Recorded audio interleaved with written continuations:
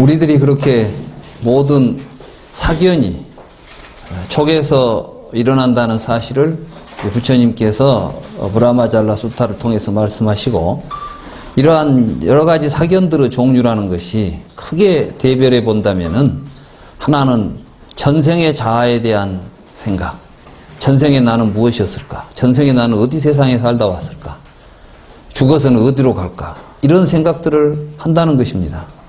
근데 이제 대부분의 종교에서 뭐 전생을 이야기하고 내생을 이야기하지 않습니까? 그러나 이러한 모든 이야기들이 억측에 지나지 않는 것이다. 그건 우리 그 촉으로부터 자기의 인지구조 속에서, 자기가 알고 있는 자기 의식구조 속에서 일어나고 있는 생각일 뿐이다. 우리는 거기에 기초해서 뭔가를 지식을 갖게 되고, 그 지식을 가지고 자아와 세계를 허망하게 벌려놓고 산다는 거예요. 그러니까 우리들이 같은 세상에 살고 있는 것 같아도 아까 말한 대로 식이 달라버리면 세상은 다른 세상을 보고 사는 거예요. 그러니까 여러분들이 한 집 살고 있어도 같이 사는 게 아니야, 알고 보면. 그러니까 어떨 때 보면 답답할 때가 많죠. 그걸 이제 왜 답답하냐고 묻지 말고 당연히 답답하다는 걸 알고 사셔야 돼. 이 이치를 보면 당연히 그럴 수밖에 없잖아요. 그러니까 이제 뭘 해야 되냐면, 안 답답하려면 어떻게 해야 되냐면은 서로 같이 깨달음으로 가야 돼. 그 자리에서 만나야 돼. 그러니까 불교를 혼자 다니면 안 되는 것이에요. 여러분들이 이제 전부 온 식구가 같이 다녀가지고 온 식구가 같은 무명을 벗어나가지고 살아야 그 집이 행복하지. 전부 다 무명 속에서 네 무명 내 무명 해가지고 막 컴컴한 밤중에서 서로 좌충우돌하고 살면 그게 행복한 삶이 나오겠어요? 우리 사회도 그렇다고 말이에요. 우리 사회도. 아무리 나만 잘 살면 뭐 돼?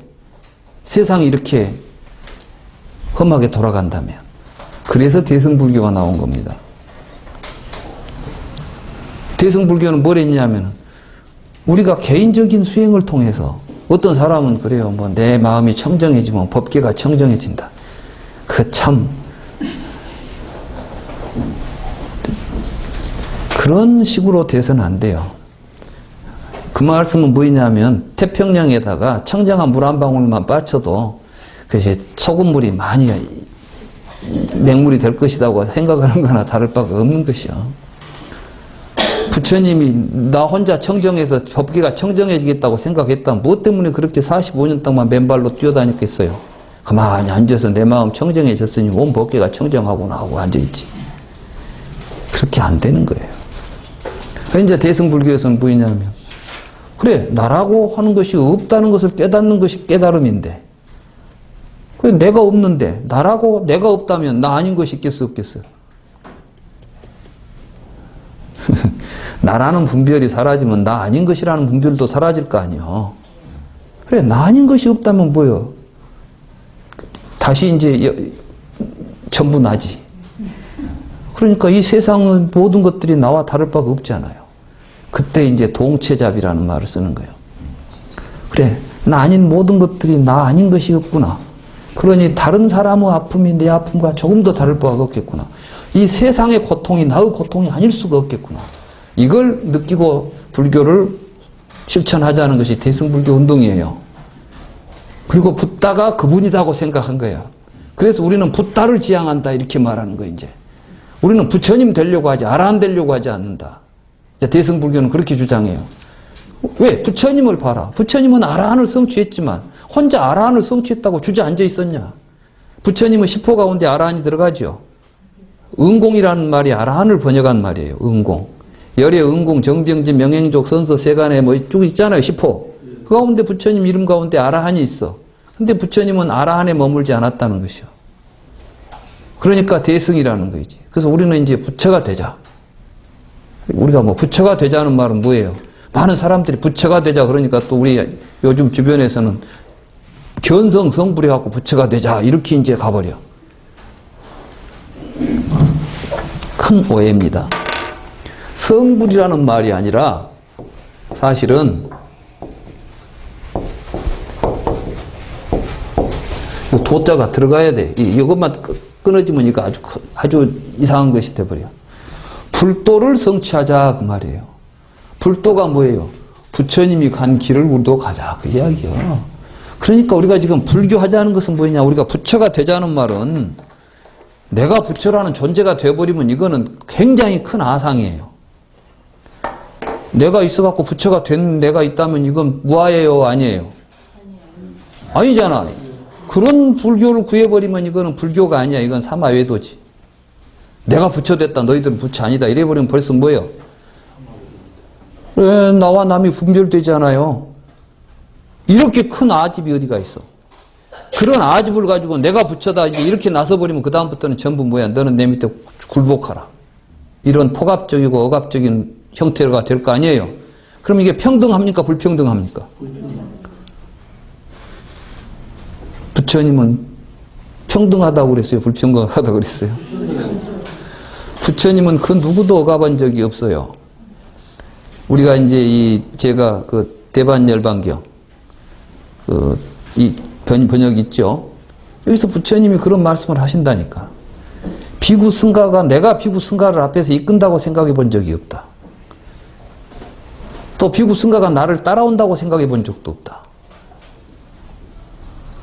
그러니까 너희들도 너 자신에게 의지하고 남에게 의지하지 마라. 근데 지금 우리 여러분들은 자기 자신에게 의지합니까? 뭐 스님한테 의지하려고 그럽니까? 법정 스님이 그랬어요. 죽 믿지 마라 그러더만. 그건 내 말 아닙니다. 아시죠? 지 식구들도 다 버리고 나온 놈을 믿으면 어쩌겠냐. 다른 건 믿어도 좋지만은 전혀 믿을 수 없는 것이 중인데 그걸 믿으려고 하냐 이런 말씀을 하셨어. 사실 저는 그 말을 그냥 스님 믿지 말라는 게 아니라 남 믿지 말고 자신에게 의지하라. 나는 부처님이 그 말씀을 우리 법정 스님이 아주 문학적이잖아요. 그래서 아주 멋지게 잘 표현하셨다 이렇게 표현합니다. 부처님 말씀을 달리 표현하신 거예요. 예, 그렇습니다. 불교는 이제 그런 종교라는 걸 우리가 알고 가야 돼. 자, 그래서 우리가 부처님처럼 살자요. 부처님처럼, 부처님이 어떻게 살았냐? 부처님은 자기 일신을 위해서 산 분이 아니다 이거야. 생각해봐요. 세상에 그 좋은 부귀 영화를 다 버리고 나올 때 자기 몸을 일신의 연락을 위해서 그 길을 갔겠어요? 나와서 그분이 갔던 삶을 생각해봐요. 집에 가만히 있었으면 호화호식을 할 텐데 호화롭게 살아갈 수 있는 삶을 내던져버리고 쉽게 말해서 거렁뱅이 신세가 돼가지고 돌아다녔다는 이야기예요. 평생을 얻어먹고 살았어요. 자, 우리도 그렇게 살 각오를 갖고 불교 공부하자. 이게 대승불교 운동인 겁니다. 뭐 자리 이타 뭐 이야기하지만 그러니까 결국 뭐냐면 나와 남이 없으니까 나 아닌 것이 없으니까 남을 이익되게 하는 것이고 내 이익과 대립될 수가 없는 것이요. 자, 우리 사회를 보십시오. 우리 사회는 지금 남의 이익과 나의 이익이 같습니까? 다릅니까? 너의 손해가 나의 이익이지. 그렇지 않아요? 그걸 눈 뜨면서부터 배웁니다, 애들이. 그래가지고 어디에 학교라고 보내놓으면 전부 다 경쟁을 시킵니다. 성적순 매겨가지고 애들을 차별합니다. 학교도 권력이 난무한 곳입니다.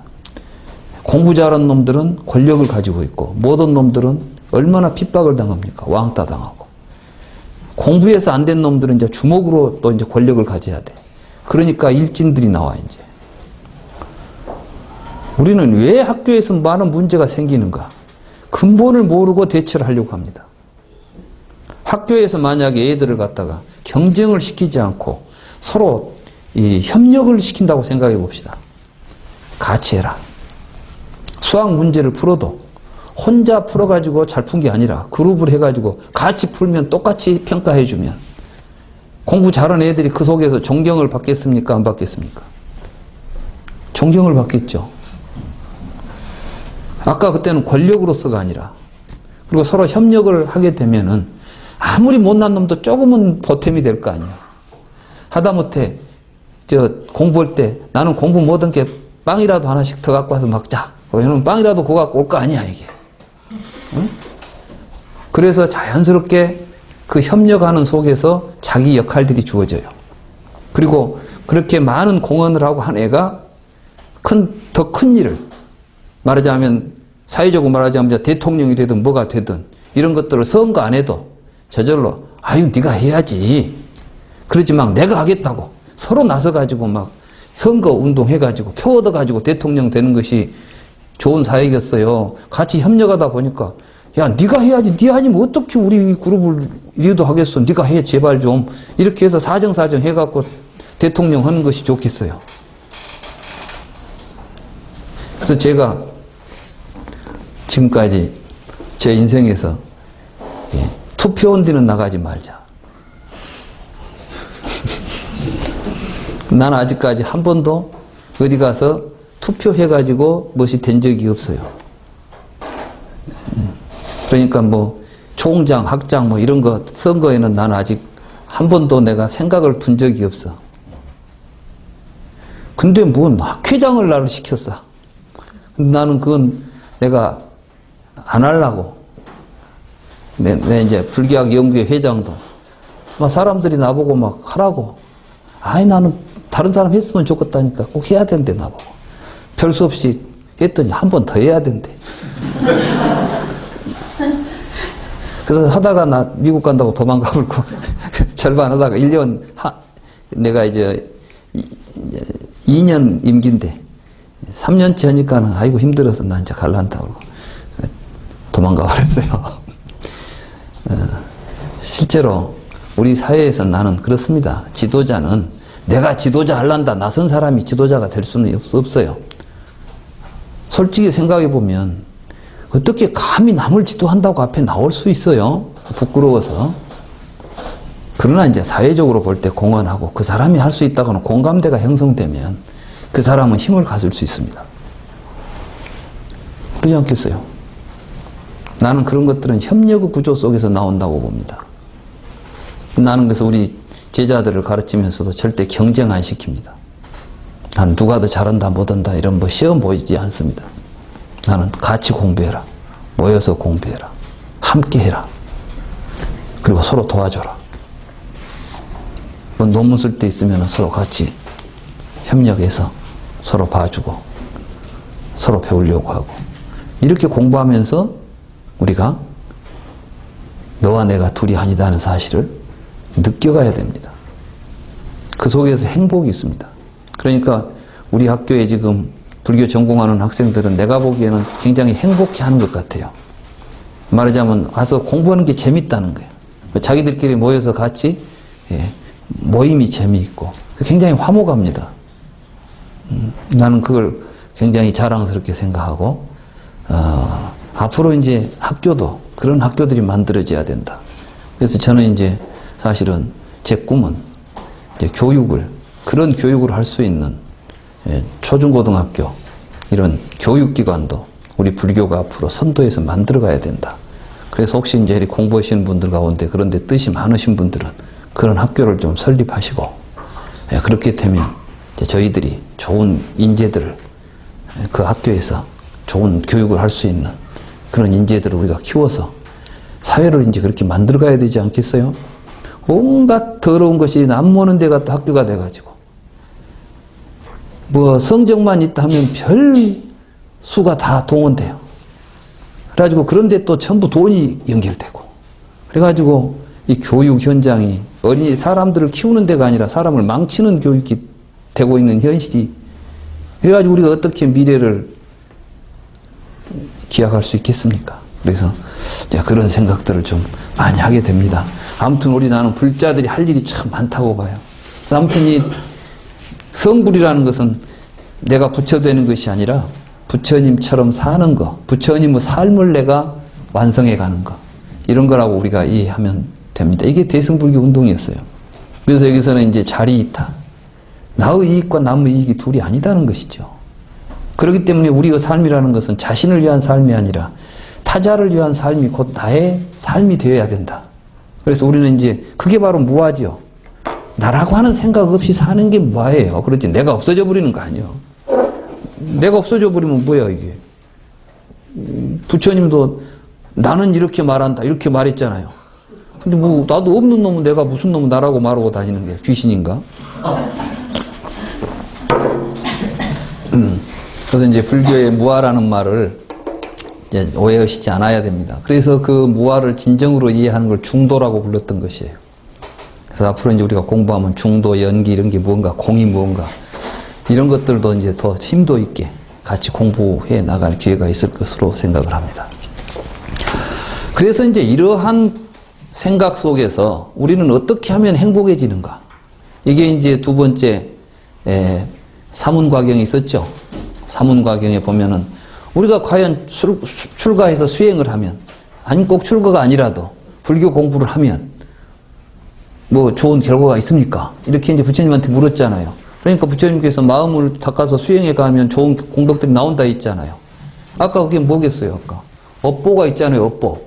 내가 착한 일을 하면, 마음을 닦으면 내 마음이 착해지고, 마음이 착해지면 좋은 결과들이 나오겠죠. 불교의 업보설은 죽어서 뭐 천당 가고 지옥 가고 육도 윤회 돌아다니는 것은 상당히 이제 일반 사람들에게 그러한 이미지를 가지고 설명했던 것이고, 실제의 부처님께서 말씀하신 업보의 이론은 내가 업을 지으면 그것이 내 의식을 형성하고, 형성된 의식으로 우리는 세상을 볼 수밖에 없겠죠. 내가 못된 짓을 해가지고 못된 의식이 형성되면 못된 세계가 나와요. 그래서 사실은 내 의식을 통해서 나와 내가 사는 세계가 결정되는 것입니다. 여기 똑같은 공간에 있어도 개가 있으면 개의 세계를 보는 거예요. 무엇 때문에 그래요? 개는 개 마음을 가지고 있으니까.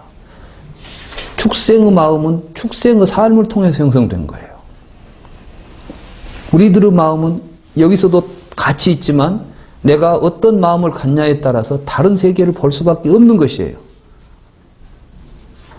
그 과정이 부처님이 3개의 구조로 이야기한 것이에요. 욕계, 색계, 무색계라고 하는. 그래서 가장 저열한 것들은 지 욕심으로만 세상을 봐버리는 거야. 지 욕심으로. 그러나 이제 그 욕심을 떠나서 대상 세계와 자아를, 밖에 있는 세계를 절대적으로 대립시켜 놓고 보는 게 색계예요. 그러나 이러한 색의 세계가 자기 의식 세계에서 투영된 것이라는 것을 보는 것이 무색계고, 그 무색계를 이루는 의식조차도 실체가 없다는 거 아까 봤죠? 연기하고 있다는 것을 깨달아가면서 모든 실체적 생각을 버리고 모든 것이 연기하고 있다는 것을 깨달아가는 것이 열반인 거예요. 그러니까 열반의 세계에 가는데 이러한 3개의 구조에 대한 철저한 이해와 거기로부터 벗어날 수 있는 마음의 공부가 없이는 불가능한 것입니다. 그래서 그걸 보고 이제 출3계라고 그러잖아요. 3계를 벗어난다. 3계를 육도로 3계에 윤회한다. 3계가 중생의 세계다. 그 3계가 중생들의 그 마음에서 벌어진다. 그래서 3계요 일심소조다 이렇게 나와요. 그러니까 여러분들이 이제 일체 유심조 말할 때 그걸 우리가 그 의미도 잘 알아야 됩니다. 이게 이제 화엄경에 나온 이야기죠.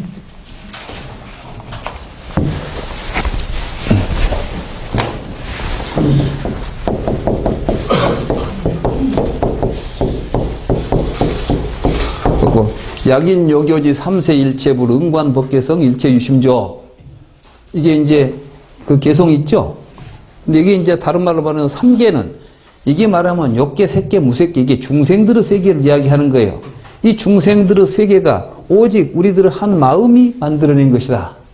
그 이야기는 이 마음이 업을 지어가지고 업의 과보에 따라서 자기가 착한 업을 지으면은 선계고 악한 업을 지으면 악계고 선악의 이러한 차별된 세계는 우리의 마음에서 벌어지는 세계이니 이 마음에서 벌어진다는 사실을 알고 이 마음을 닦아서 이 3계를 자유롭게 돌아다니는 삶을 사는 것이 곧 열애예요.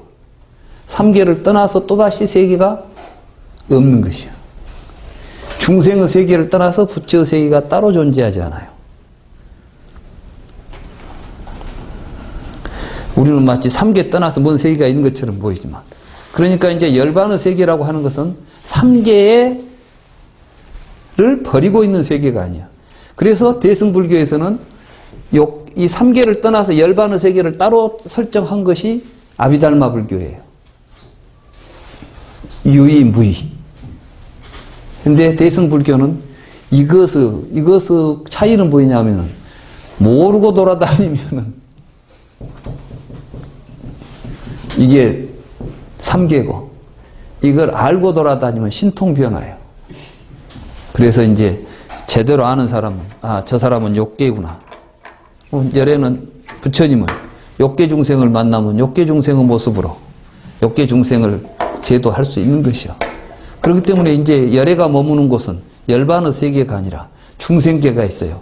그래서 시방 삼세 제망 차례 상주일치 불타야주. 우리 삶 속에 항상 열애가 있다고.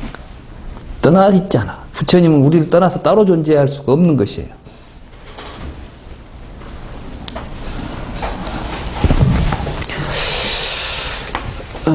뭐 화엄경까지 이야기가 됐네.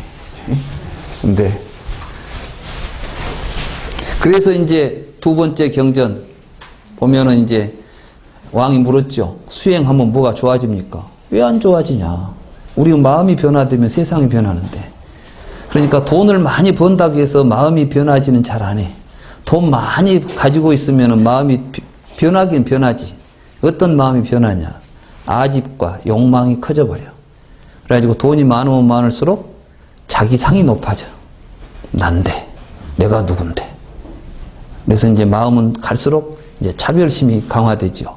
그래서 없는 것들을 보면 사람 같지도 안 보이고, 저보다 돈이 많은 것 같이 보이면 머리가 숙여지고, 사실은 이제 이러한 구조들이, 그래서 욕망이 점점 더 커가고, 그러니까 그 세계가 행복한 세계가 아닌 것이에요. 지금 우리가 볼 때는 돈 많은 사람들이 참 행복할 것 같죠? 정말 행복할까요? 그 정도는 예수님도 알고 있었더라고.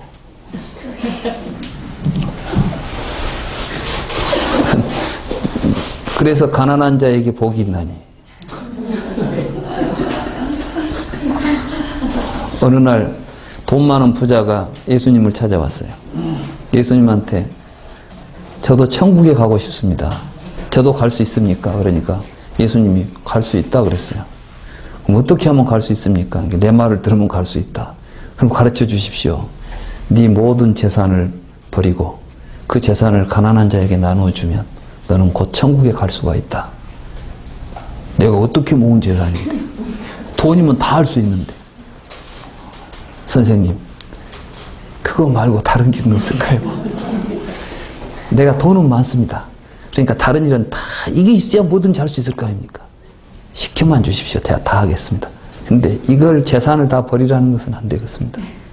그러니까 그 길 말고는 다른 길이 없다. 11조 안 예? 11조. 근데 그 사람은 이제 11조가 아니라 그 사람한테는 예수님이 전부 내라 그랬어. 근데 이 사람이 아무리 생각해도 그렇게는 안 되겠어. 차라리 천국을 포기하자고 가버렸다. 그때 그 모습을 보고 하신 말씀이, 부자가 천국에 가기는 낙타가 바늘구멍을 통과하는 것보다 어렵다 그랬어요. 그런데 요즘 어떤 목사들은 교회에 와야 부자 된다고 가르치더라고. 그러니까 전부 천국을 못 가게 하겠다는 거예요.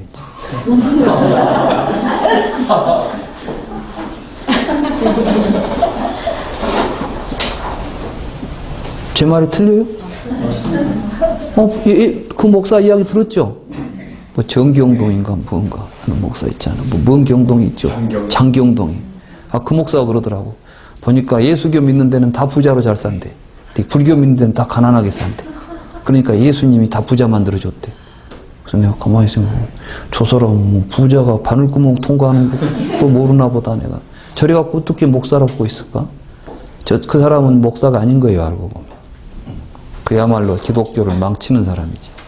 그러니까 여러분들이 뭐 요즘 기독교를 내가 볼 때는 스스로 망하는 길을 가.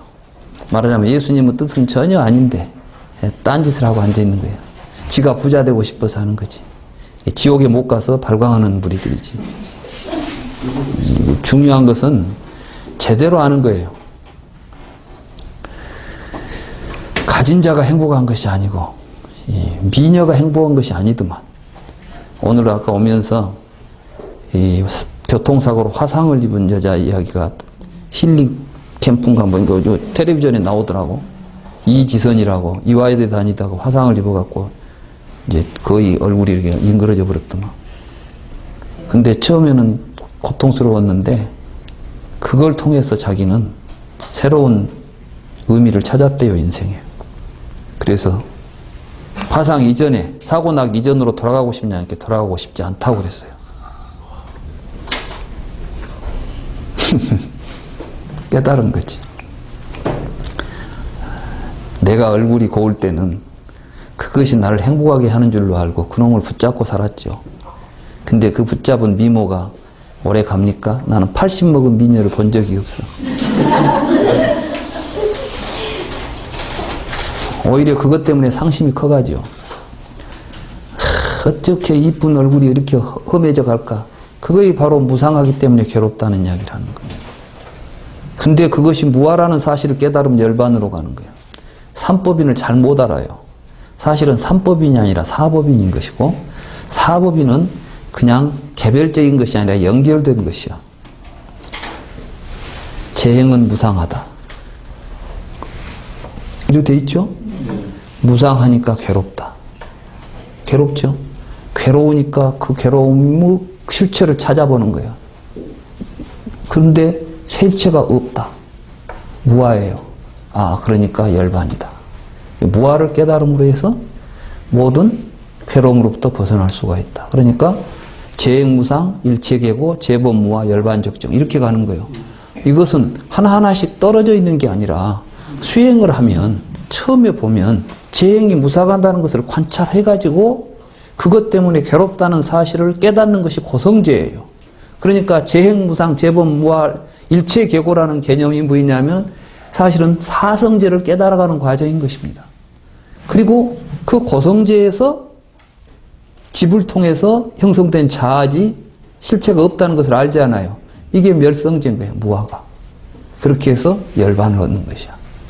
그러니까 사실은 삼법인도 근데 지금 삼법인 어떻게 돼 있냐. 뭐 재행은 무상이고 재범 무하고 열반 적정 이 세 가지만 이야기해요. 근데 경전은 그렇게 서술되어 있지 않았고 부처님이 삼법인을 부처님 입으로 이야기한 적이 없어요. 그것은 아비달마 불교에서 법의 가장 중요한 특징으로 세 가지로 요약을 해서 정리한 내용이지. 근데 그거 자체가 부처님의 본래 설법의 구조를 어긋나 버린 거예요. 그래서 지금 막 삼법인 하지만은 그 세 가지를 아무리 외워봤자 별 의미가 없어. 사실은 그것은 우리가 법을 관찰하는 방법인 거예요.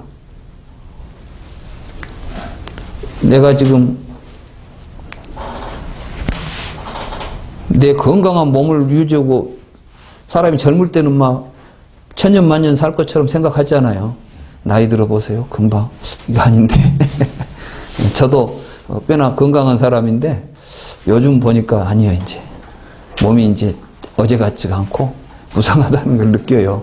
근데 거기서 막 이제 옛날 생각하고 왜 이럴까 하고 걱정하면 이제 막 잠도 안 오고 노이로제 걸리고 막 그럽니다. 그런 사람 많아요. 우리 대학에서도 보면 막 정년할 때쯤 되면 사람들이 막 이상해져요.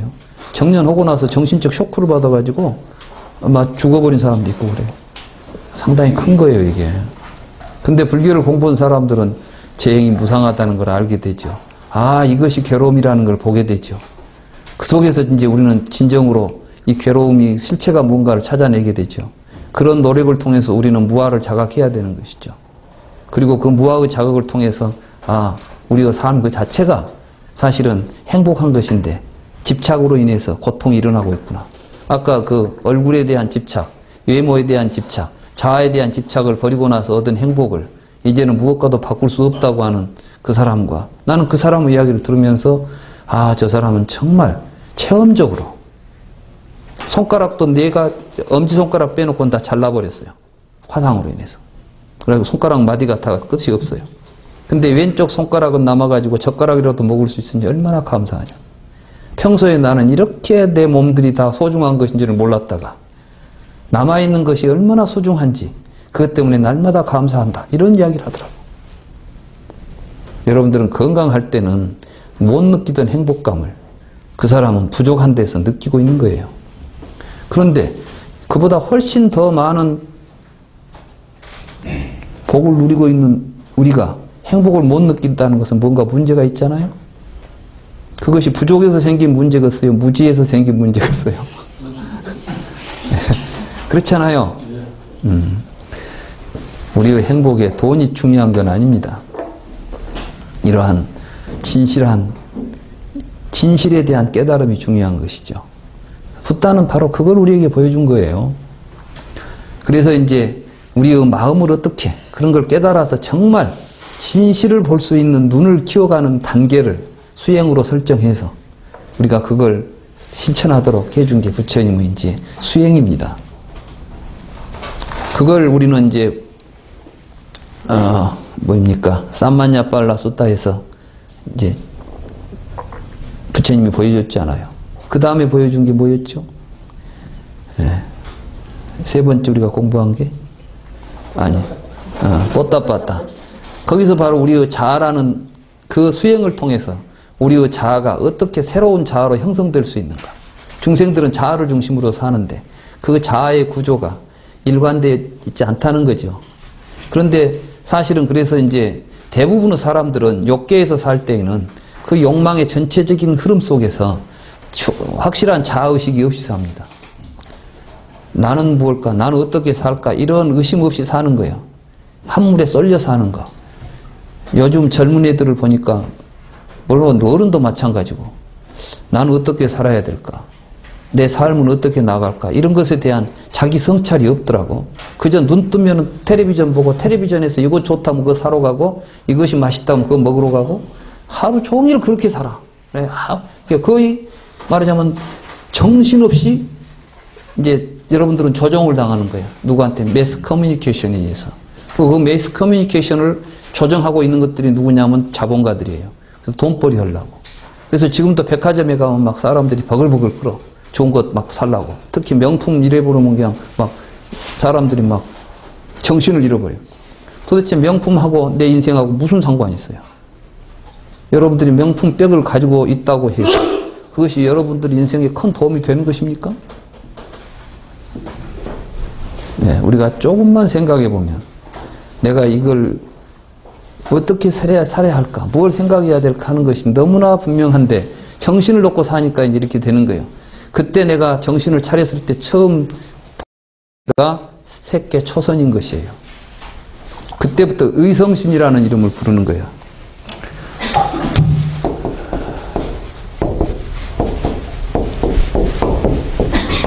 만옥가야 우리의 자기의 생각으로 만들어낸 자기예요.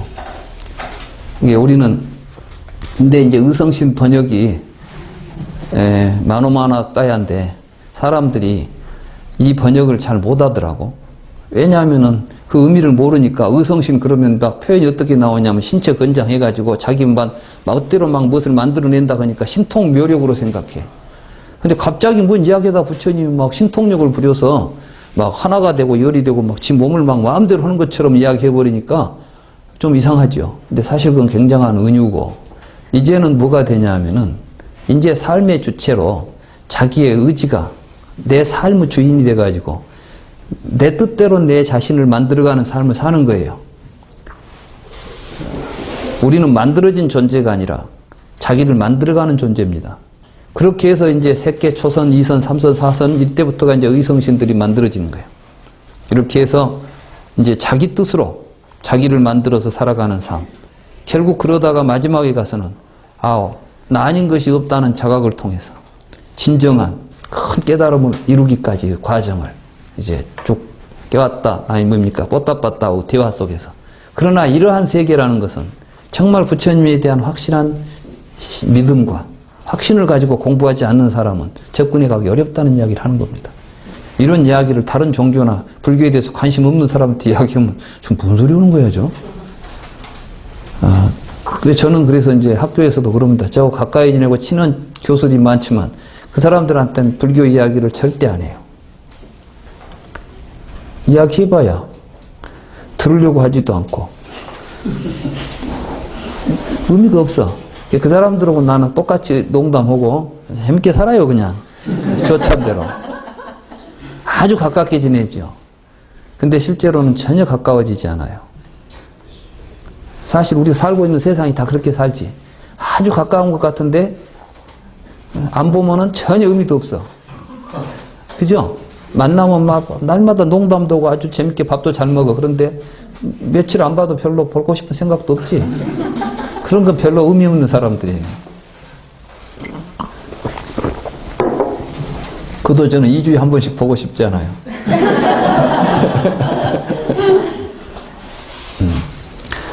그래서 이제 그 단계를 이야기했고, 오늘은 이제 깨웠다 숫타인데, 거기 보면, 사실은 깨웠다 숫타는 경은 내용이 좀 간단합니다.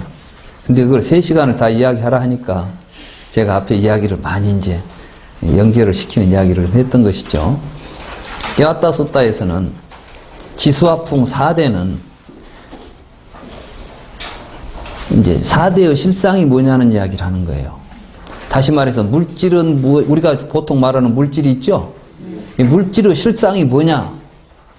이걸 지금 묻는 질문입니다. 여기 보면 이 경의 구조는 이렇게 되어 있습니다. 깨웠다라고 하는 그 동네 이제 거사예요. 부처님 제자, 이제 그 제가 신도인데, 자기가 볼 때 불교 포교하기가 참 간단할 텐데, 뭐냐 하면은 신통력만 보여주면 되는데, 사실은 기독교가 부흥회라는 걸 통해서 엄청 포교를 합니다. 지금은 그렇게 부흥회 않지요. 우리 때만 해도 동네마다 막 부흥회가 있었어요. 그리고 바로 그 순복음교회가 부흥회로 만들어진 교회예요. 그 부흥회에서는 무엇을 하느냐? 기적을 행사하는 거예요. 그래가지고 갑자기 안진뱅이가 막 일어서 버리고 막 벙어리가 말을 하고 막 그러는 거예요. 일어나라! 그러면 그냥 앉아있던 놈 벌떡 일어나서 막 가버린 거예요. 사람들이 막 전부 놀랬지. 알고 보니까 쇼였는데. 실제로 안진뱅이가 일어난 일은 없습니다. 예수님 때도 없었어요. 내가 고등학교 때 위대한 생애라고 하는 예수님 생애를 그린 영화를 봤어요. 그 영화는 굉장히 훌륭한 감독이 만들었던 것 같아요. 근데 거기에 보면 예수님은 기적을 다 해석을 합니다. 역사적인 사실로. 근데 이제 안진뱅이 처녀가 일어난 기적을 이야기해요.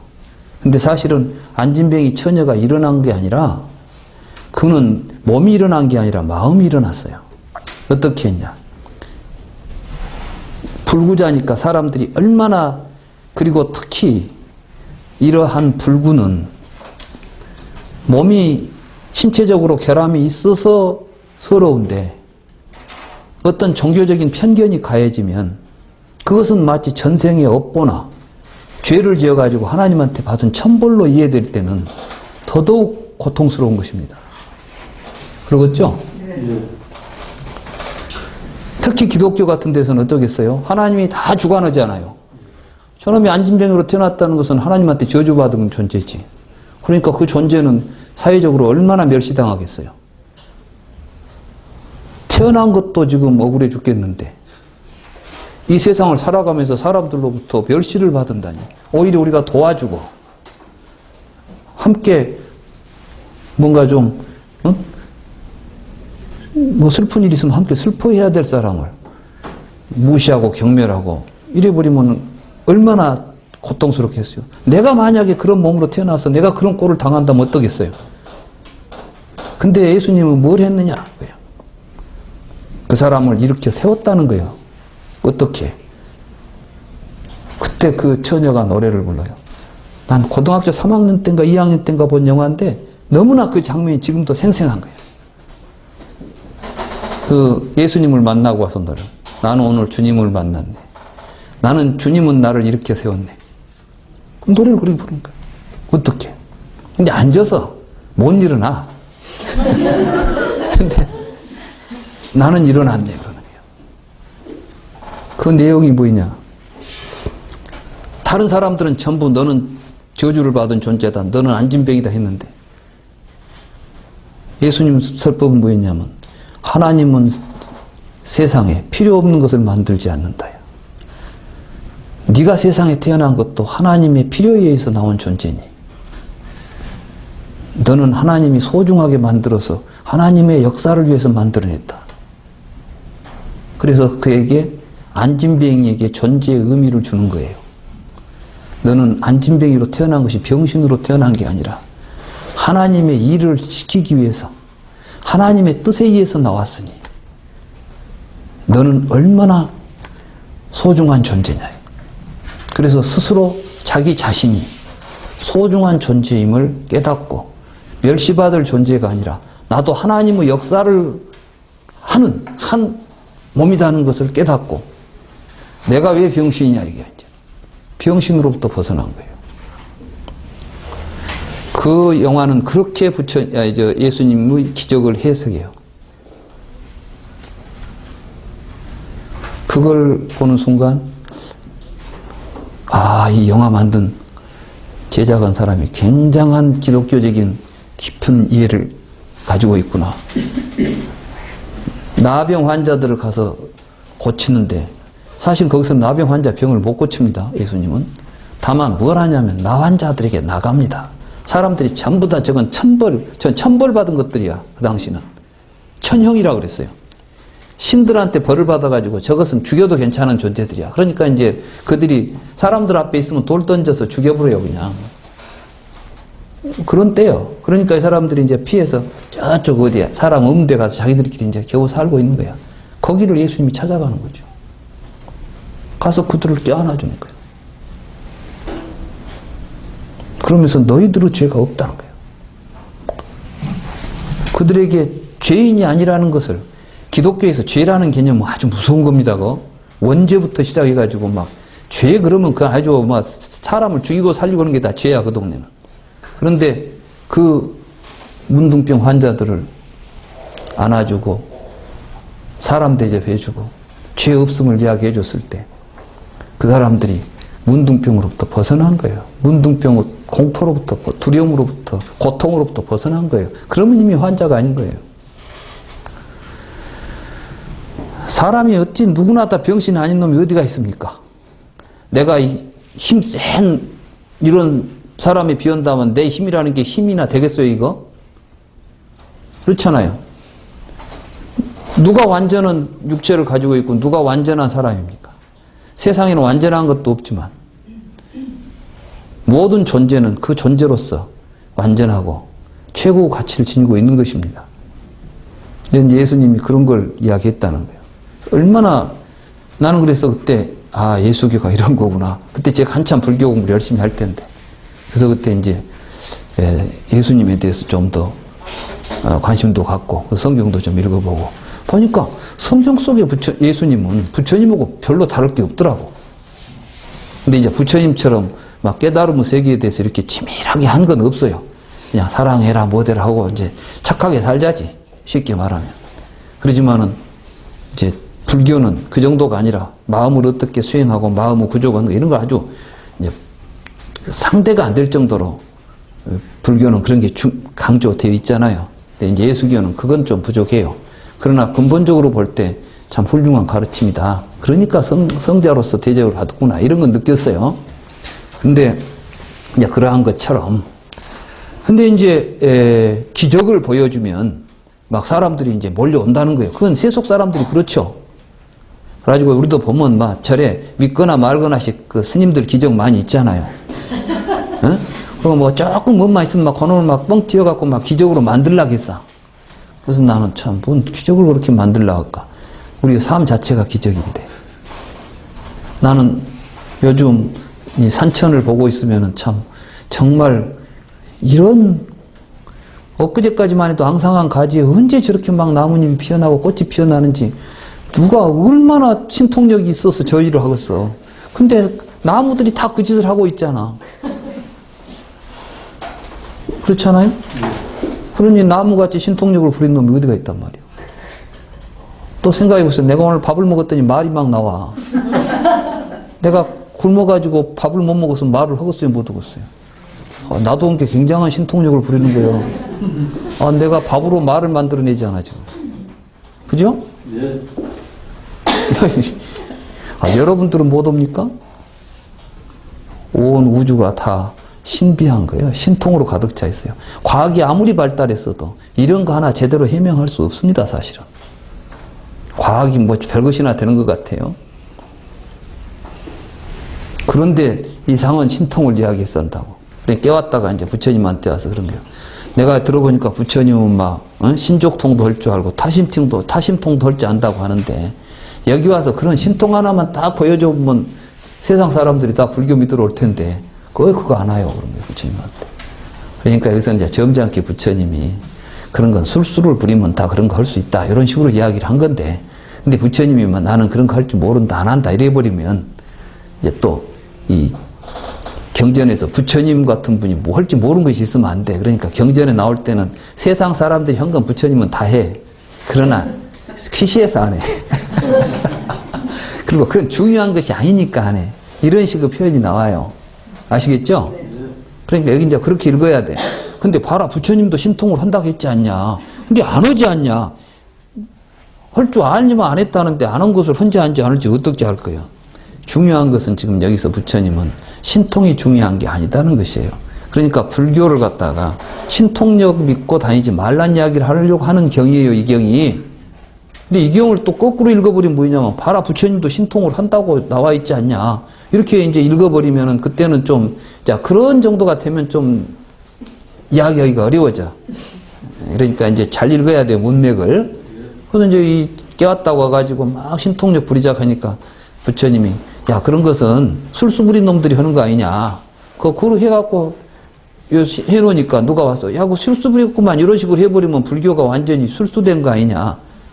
이런 거예요. 그래서, 그러면 당신이 부리는 신통이 뭐요? 그러니까 이제 그때 나온 게 교계신통이에요. 교계신통. 교계신통이라는 것은 뭐냐면은 참다운 진리로서 사람을 깨우쳐서 그 사람의 삶을 변화시키는 거예요.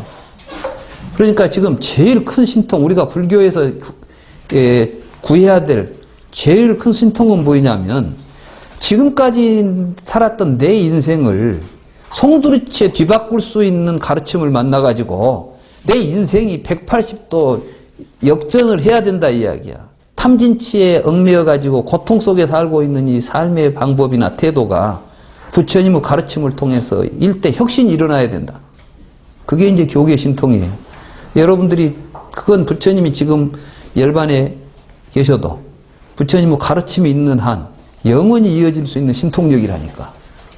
우리가 지금 여기서 교계 신통을 일으켜야 되는 거예요. 이제 그런 이야기를 쭉 하시면서 그 교계 신통의 일단을 이야기하시는 거예요. 그때 이제 이 사람한테 이제 어떤 이야기를 하냐 하면은 부처님의 제자 이야기를 한 사람 이야기하죠. 경에 보면 나오죠. 어떤 제자가 있었다. 근데 그 제자가 4대에 대해서 알고 싶어 한 거예요. 시수아풍 4대는 어디서 소멸할까?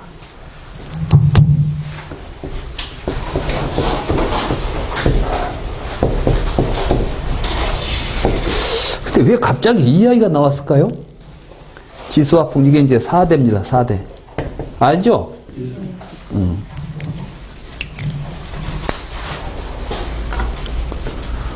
그래서 이제 이 4대가 어디서 나왔을까? 근데 실제로 이제 인도 철학에 보면, 이 4대설이 이제 우파니샤드 때 불교에서, 인도 철학에서 인도 사상계에 본래 브라만 사상은 브라만이라고 하는 천신이 이 세상을 만들었다. 이렇게 하는 이제 전변설이라는 이론을 주장했어요. 그러니까 브라만 신이 혼자 있으니까 심심했나 와. 나는 여럿이 되었까? 이런 생각을 했다고 그래요. 그러니까 욕망이 생긴 거야. 여럿이 되고자. 그러니까 속에서 불이 튀어나와 버렸어. 왜냐하면 욕망의 불꽃이. 그래가지고 세상에 불이라는 존재가 나타났어요. 근데 이제 그 불이 나니까 뜨거웠어. 이걸 식히기 위해서 물이 생겨났어, 물이. 그러니까 우리도 이제 뭐예요? 몸에서 열이 나면은 땀이 나오잖아요. 다 이치가 그렇다는 거예요. 이제 그것이 그들의 철학 논리예요, 말하자면.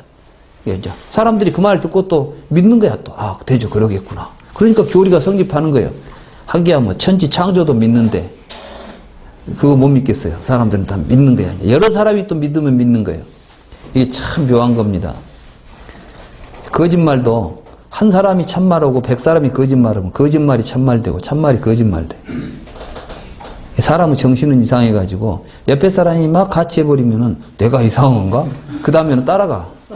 지 생각은 이제 버려버려야 돼. 갖고 있으면 곤란해져. 근데 부처님은 그러지 말라는 거예요. 그것이 바로 무소의 불처럼 혼자서 가란 이야기. 다른 놈이 천소리 만소리를 해도 진리가 있으면 진리를 찾아가는 것이 우리의 도리지. 여러 사람 간다고 몰려다니지 마라 이게. 근다고 해서 꼭 혼자 다니라는 이야기가 아니에요. 같이 가면 더 좋지만은 갈 놈이 없으면 혼자서 가라 이런 뜻이야. 근데 앞에를 싹 빼버리고 무소의 불처럼 혼자서 하라는 게 불교는 밤낮 혼자 수행한 줄 알아. 그게 아니야. 우리가 이렇게 같이 갈 수 있으면은 같이 가면 최고 좋은 거예요. 근데 다 안 가더라도 보니까 다음에 보니까 다 술술 빠지고 안 와버려. 그러니까 에이 나도 안 와야 되겠다. 그러면 안 된다 이게. 다 빠져도 나라도 간다. 이게 바로 무소의 불처럼 혼자서 가라 그 이야기예요. 아시겠어요? 경을 읽어봐. 그 이야기가 딱 그렇게 나와요. 말하자면은 열반을 향해서 우리가 모두 같이 가야 된다. 그러나 아무도 가지 않으면 무소의 불처럼 혼자서 가라. 이렇게 돼 있어. 그러니까 문장은 마지막 구절만 멋있지만 내용은 앞에 구절까지 들어가야 된다 이 말씀이에요. 그래서 이제 그 당시 이제 이러한 전변설로 이 세상은 브라만이라는 천신이 만들었다는 것은 우주의 기독교의 천지창조 이론하고 별로 다를 바가 없는 거예요. 이러한 시대에 새로운 사상가들이 출현해가지고 눈에 보이는 것만 있지 우리가 볼 수 없는 것을 어떻게 있다고 믿는단 말이냐. 이렇게 해서 이제 유물론적인 사고방식이 나타나요. 그 사람들이 주장한 게 지수화풍 4가지가 세상에 존재하는 실체다. 이것 말고 세상은 없다. 이것들이 모여가지고 사람도 되고 산도 되고 강도 되고 바다도 되고 이런 것이지 어디 뭐 브라만이 만들어냈단 말이냐. 본래부터 4가지는 있었다. 이게 이제 4대예요. 그래서 대라는 것이 마하붓다래요. 마하붓다. 붓다라는 것은 존재하는 것이요. 마라는 것은 큰 것이고 그러니까 위대한 존재, 변치 않은 존재, 불멸의 존재. 요즘 말하면 원자에 해당하는 것이에요. 4가지 원자가 있다고 주장했던 것이요. 그리고 이 4가지 원자론에 근거해가지고 나타난 사상이 쾌락주의인 거예요. 그래서 인도의 쾌락주의가 이제 나타나요. 왜냐하면은 이 세상에 우리 인간이라는 것은 4대가 모여가지고 흩어지는 거예요. 그럼 어떻겠어요? 우리가 죽은 뒤에 태어날 때는 어떻게 태어나냐 그러니까 뭐 어떻게 태어나기는 4대가 모여가지고 뭐 사람이 됐는데 흩어지면 죽어버려.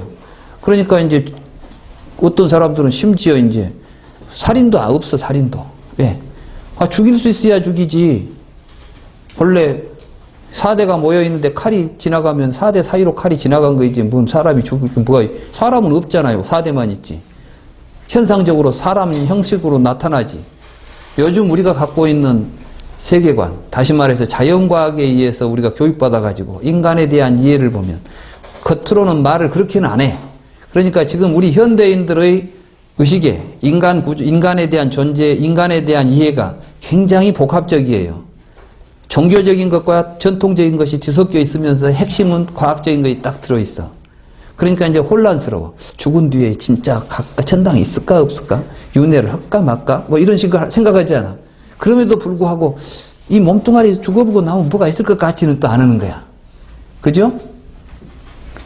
그래서 사실은 많은 사람들이 겉으로는 종교적이고 뭐도 한 것 같으면서도 가장 강력하게는 유물론적이고 단멸론적인 생각을 갖고 있는 거예요. 그렇기 때문에 어디에 집착하냐? 현실적인 쾌락에 집착해버립니다.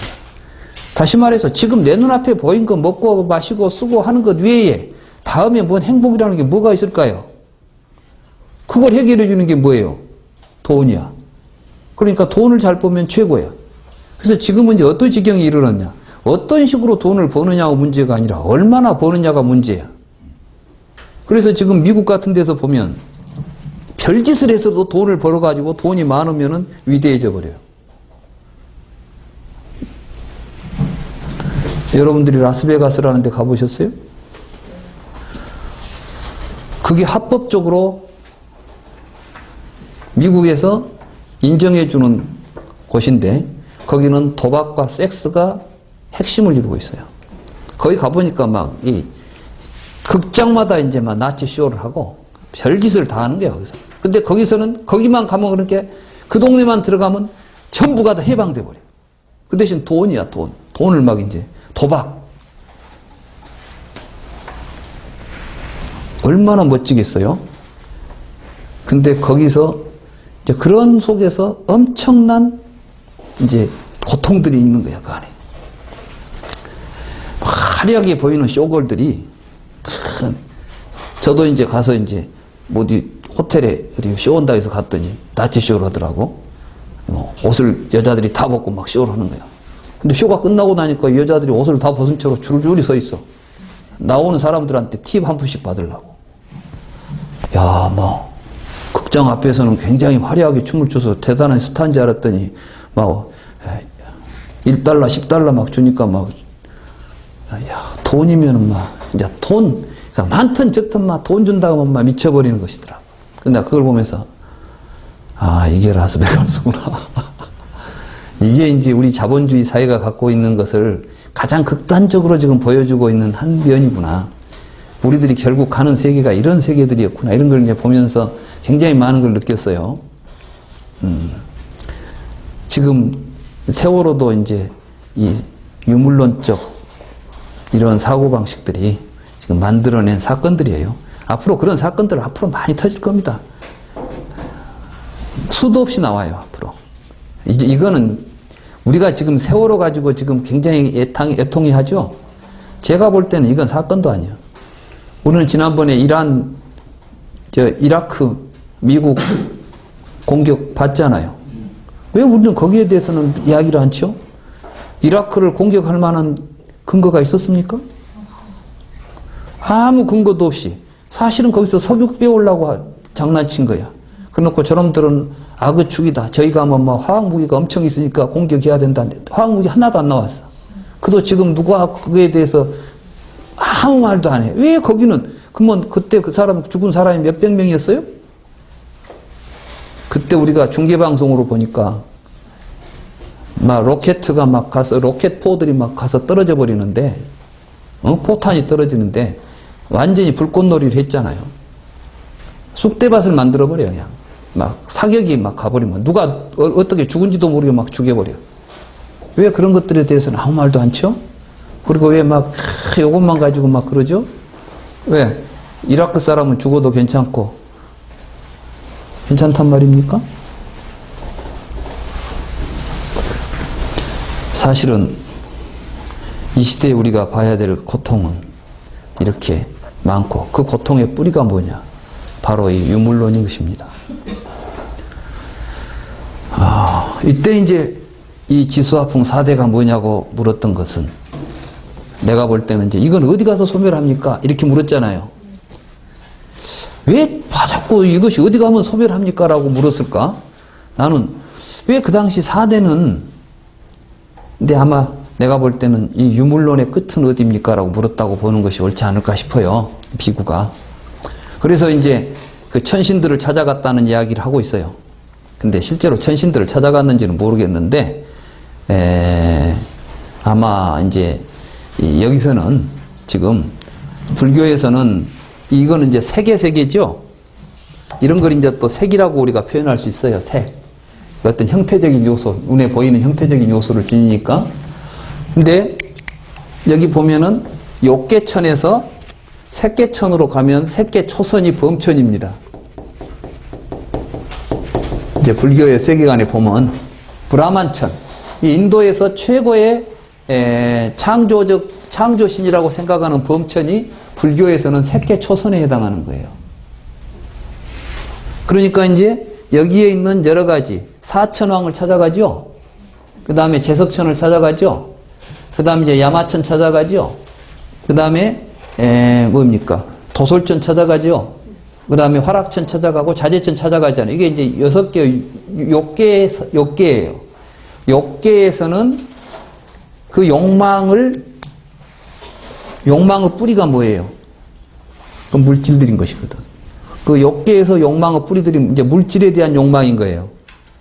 그렇죠? 네. 오욕락. 이 욕계라는 것은 감각적 쾌락을 이야기하는 거거든. 우리는 전부 이 감각적 쾌락에 물들어서 그것으로서 세계를 이해하고 있는 거예요, 지금. 그러니까 이런 세계에서는 자본주의 이런 게 굉장히 잘 먹혀 들어가는 거예요. 이 욕계 중생들한테 자본주의는 너무나 매력적인 거예요. 온 세상이 지금 부처님은 이 세상을 욕계라고 규정하고 있는 거예요. 쾌락을 추구하는 세상. 그런데 이걸 이제 그 토대가 뭐예요? 물질인 거예요. 그런데 여기까지 찾아가는데 이 사람들이 알겠어 모르겠어? 우리가 어떻게 하라고 그걸? 근데 이제 욕계를 벗어난 범천이 있잖아요. 범천은 가면 알 거야.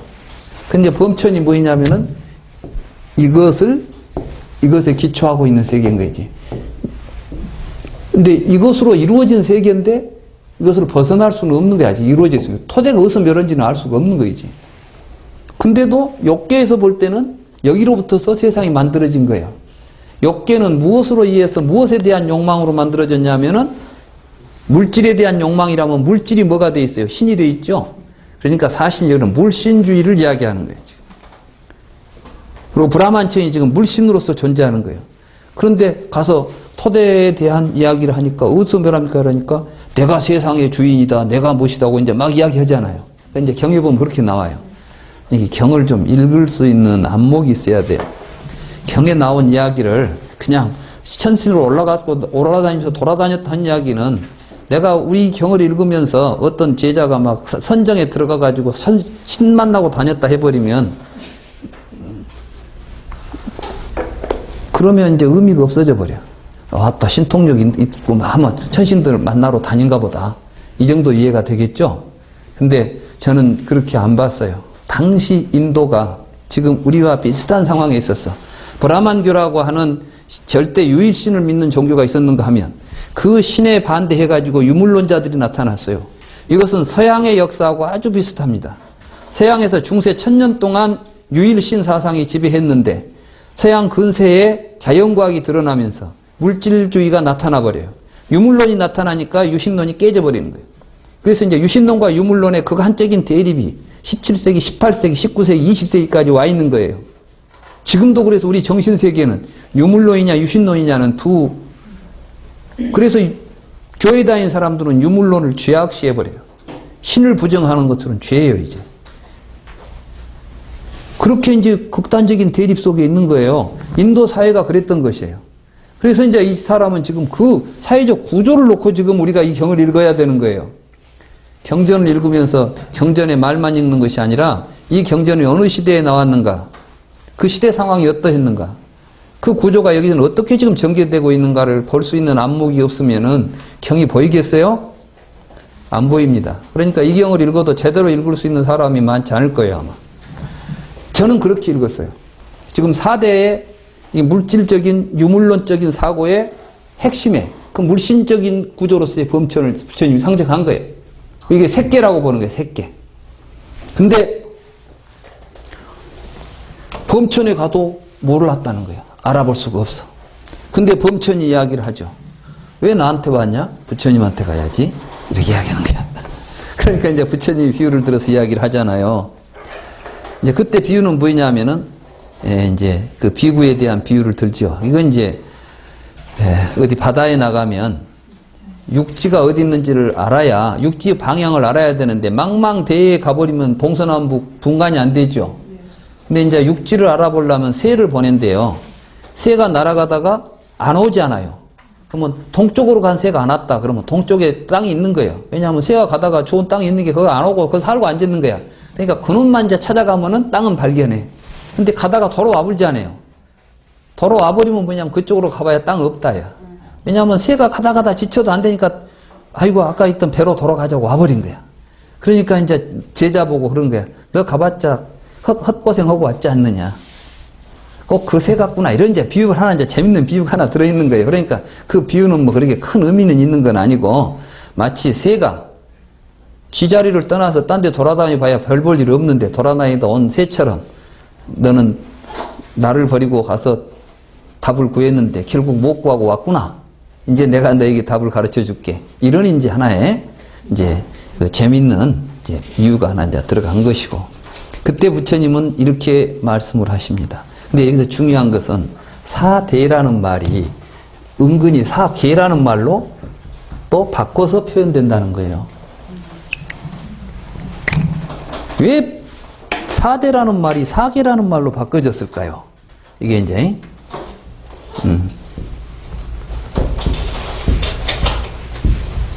마부따인데 이거는 다투라고 하죠. 다투. 이 장음이든가 다투든가. 예. 이 다투라는 걸 우리가 이제 기회라고 번역을 해요. 근데 왜 부처님은 사대라는 말을 불교에서는 쓸까요? 근데 아무도 이 문제에 대해서 관심을 안 갖더라고.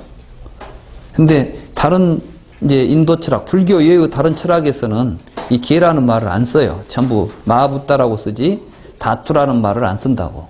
근데 왜 부처님만 다투라는 말을 대를 대신해서 기회로 바꿔서 쓰고 있는가? 이 점이 굉장히 중요한 거예요. 이게 뭐하고 연결되냐면은 식하고 연결되는 거예요. 식하고.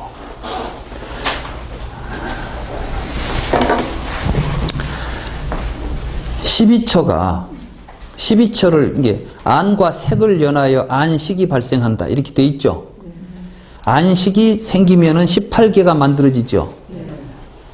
그러니까 많은 사람들이 18개는 12처, 육근, 육경, 육식, 이게 18개다. 이렇게 이제 여러분들 보면 모두 불교 개론 정도 공부하신 분들은 그 정도는 아시잖아요.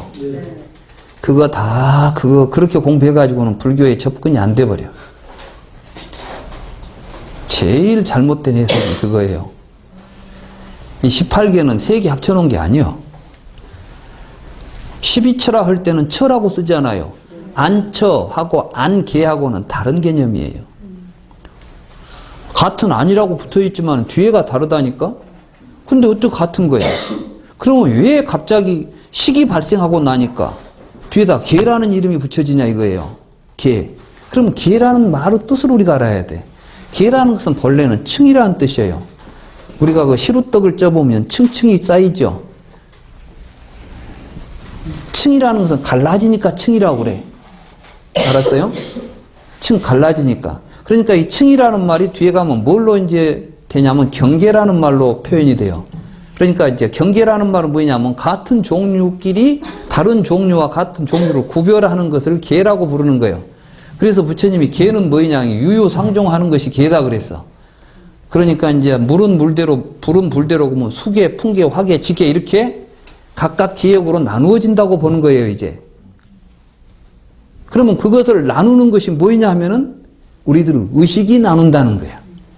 그러니까 식이 생기니까 안, 색 이런 것들이 의식에 의해서 구별이 일어나 버렸다는 거예요, 이게. 아시겠어요? 그렇게 해서 18개의 구별된 구조는 식의 발생을 통해서 나타나는 구조를 설명하려니까 18개라는 말을 쓰는 거예요. 이런 이야기들은 오늘 이야기 다 할 수가 없어요. 왜냐하면은 이제 그래서 이 공부가 끝난 다음에 심화반이 필요한 거예요.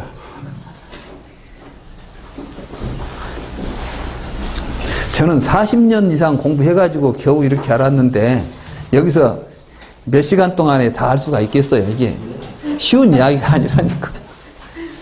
그랬으니까. 그런데 계라는 말을 쓰면서 부처님은 어떤 말을 쓰냐 하면은 우리는 무엇을 지라고 부르느냐. 부처님은 단단하게 느껴진다. 그러면 그것을 지라고 부른다. 그러니까 단단한 느낌이 어디서 일어나겠어요? 식을 토대로 해서 일어나겠죠? 그러니까 단단하다고 느껴지는 것을 우리는 지라는 말로서 붙여 쓰고 있는 것 뿐이에요. 그 다음에 촉촉한 것은 수라고 말한다. 따뜻한 것은 화라고 말한다. 움직이는 것은 풍이라고 말한다. 그러니까 이것들은 뭐냐? 우리들의 의식이 구별에 의해서 나타난 구별이지. 그 자체에 외계에 존재하는 마하부타가 아니다요. 그러니까 사대를 존재로 말하면 이건 어디 가서 사라질까? 어디 가서 이것이 없어져 버릴까? 이렇게 우리가 묻겠지만은 개이기 때문에 어디에 기반을 두고 있어서 무엇이 사라져야 이것이 사라질까라는 물음으로 물어야 옳다. 이렇게 지금 묻잖아요. 지금 부처님이 아마 여러분들은 처음 이 경을 읽었을 때 아니 뭐 사라진다는 말을 하든 기반이 사라진다는 말을 하든 무슨 차이가 있기에 부처님은 굳이 여기서 기반 이야기를 하고 있을까? 그러죠? 중요하니까 말씀하신 거예요. 비슷하다면 말 안 해. 저는 경을 읽을 때 한마디라도 의미 있는 말이라고 하면 그 이유가 무엇인가를 정말 열심히 생각해 봤어요. 절대 불경 속에서 허튼 소리는 안 나온다고 저는 믿고 있거든요. 그리고 그걸 깊이 생각해 보면 반드시 답이 나왔고 그 결과는 엄청난 것이었어요. 그래서 경전이 참으로 심오하구나. 이런 말 한마디 한마디가 허투루 써진 말이었구나. 이런 생각을 하게 된 거예요. 그렇게 해서 이제 그 시계에 의해서 우리에게 나타나는 것들이 뭐냐? 그 이야기가 그 뒤에 전개되는 것입니다. 그래서 마지막 대목을 한번 읽어보겠습니다.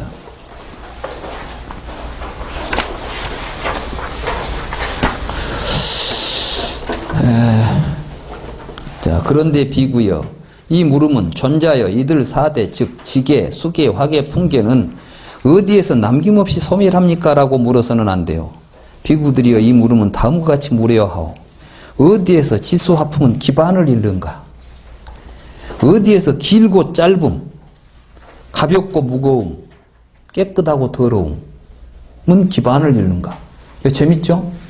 길다, 짧다, 가볍다, 무겁다, 더럽다, 깨끗하다. 이게 뭐예요? 서로 상대적으로 구별되는 것들이에요.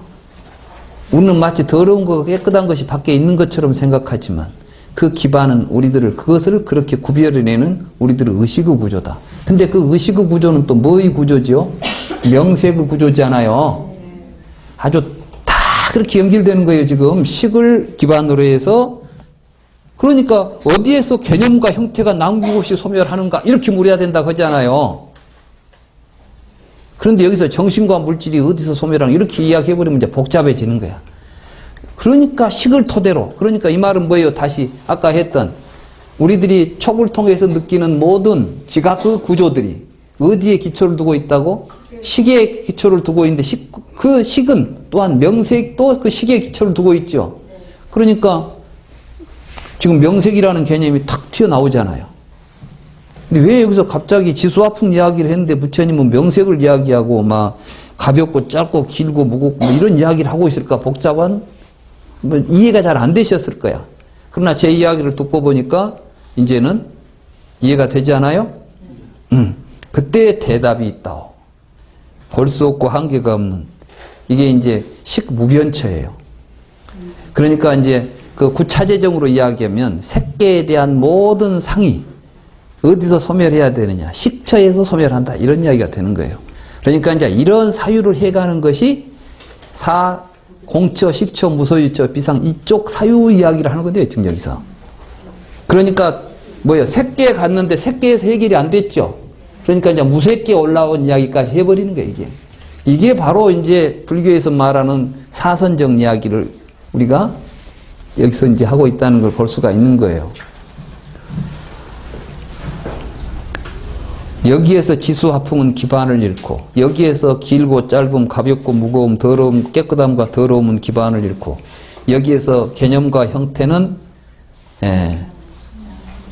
남김없이 소멸된다. 식이 멸하기 때문에 여기에서 그것이 소멸된다. 세종께서 이렇게 말씀하시자 환희에 찬 거서의 아들 깨웠다는 부처님의 말씀을 듣고 기뻐했습니다. 이제 교계 신통이 일어난 거예요. 예?